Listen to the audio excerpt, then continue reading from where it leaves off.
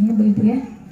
Semakin banyak yang tahu, semakin banyak yang berkecimpung, maka akan semakin ruwet. Paham ya Bu ya? Karena zamannya sudah akhir, jangan menambah keruwetan. Fokus pada apa-apa yang bermanfaat. Nah, wasta'in billah wala ta'jiz. Dikasih lagi sama Rasulullah SAW kuncinya. Wasta'in billah, mintalah pertolongan hanya pada Allah. Kalau kita minta sama manusia Bu, sekali yo, 2 kali merengut, 3 kali mencucu, 4 kali paidu, tukar. Jaluk sampai ini mbak kerjaan lo. Tapi kepada Allah Subhanahu Wa Taala, semakin banyak permintaan kita, maka Allah akan semakin dekat dengan kita, akan memperhatikan kita. Ini bedanya minta sama Allah dan minta sama manusia. Walaupun garam, kita nggak punya garam ya Allah, nggak apa-apa, nggak malu. Kalau minta sama tetangga, mbak jaluk uyai, gak duwe, ya kan Bu? Sama Allah, walaupun garam, mintalah kepada Allah. Butuh apa-apa, angkat tangan. Saya yakin khususon ibu-ibu ini semua doanya mustajab. Punya anak-anak, setiap hari ngerumat anak-anak insya Allah dengan ikhlas, nggak pakai ngomel-ngomel, yang di sana yang ngomel-ngomel, di sini ngomel-ngomel. Ikhlas, minta sama Allah diijabah insya Allah. Minta, kok gak cepat saudara? Allah memberi kita apa yang kita butuhkan, bukan yang kita inginkan. Memberi kita apa yang kita butuhkan, bukan yang kita inginkan. Nah, mintalah segala sesuatu pada Allah. Wala ta'jiz, janganlah kamu lemah, jangan kamu menyerah. Makanya pernah ada berita seorang ibu membunuh anaknya, 3 anaknya, lalu dia bunuh diri. Nah, itu orang-orang menyerah, orang-orang yang tidak menerima kenyataan. Makanya fungsinya kita duduk belajar, diawali dengan pembacaan burda, adem hati, terus dikasih siraman ilmu, insya Allah masuk ke hatinya semua. Loh, ini bekal buat ibu-ibu hari-hari selanjutnya. Kalau sudah mau lemah, enggak ya Allah, saya tidak punya Allah yang maha kuat, saya punya Allah yang maha besar, saya punya Allah yang maha segalanya, kok mau menyerah? Wala ta'jiz, janganlah kamu menyerah.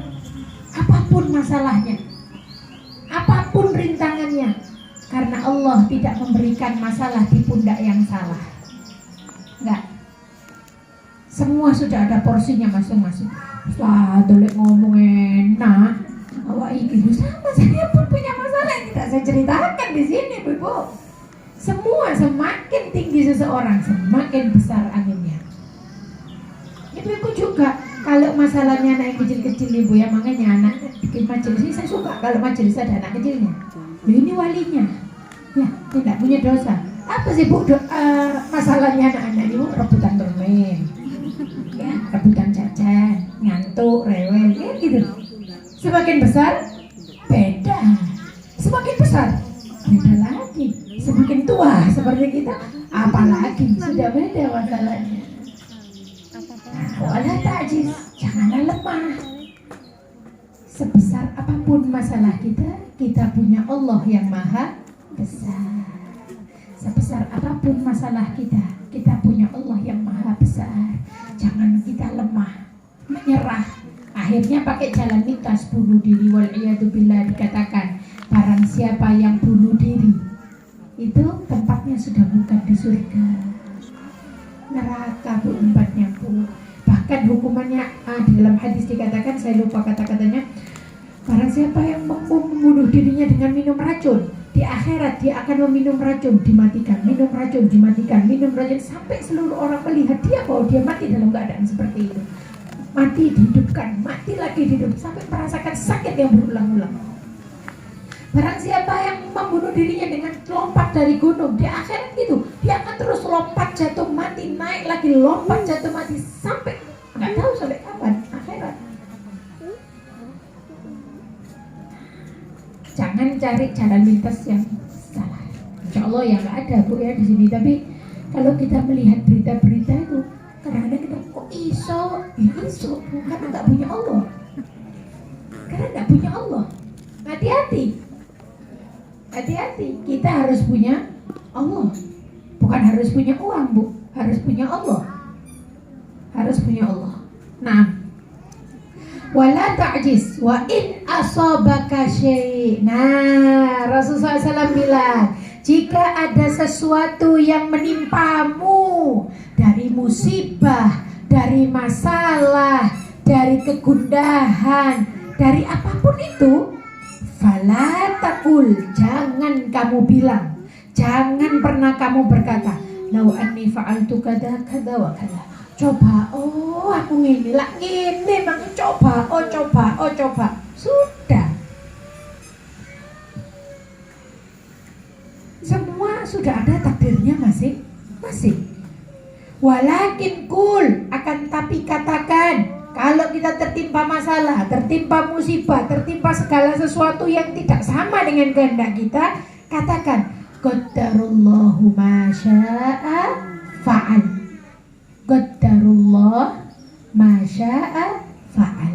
Takdir Allah, apa-apa yang diinginkan akan terjadi. Fa inna law taftah amalas syaitan. Karena kata-kata lau itu bahasa Arab. Lau, kalau bahasa Indonesia itu coba, oh apa? Kalau, seandainya, itu adalah kata-kata yang membuka pintu kerja setan.